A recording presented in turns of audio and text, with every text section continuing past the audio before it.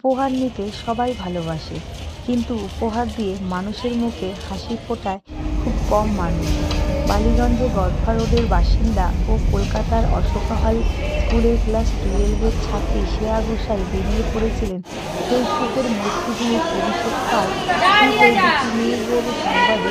Press club of working জার্নালিস্টদের digital media পশ্চিমবঙ্গের chairman, international human rights and crime control অর্গানাইজেশনের হাওড়া জেলার জেলার প্রধান ও ফাল্গুনি গায়েন তাদের সঙ্গে দমদম স্টেশনে শুয়ে থাকা মানুষদের গায়ে শীতের কম্বল তুলে দিতে সঙ্গে ছিলেন শ্রেয়ার বাবা সাধন ঘোষাল।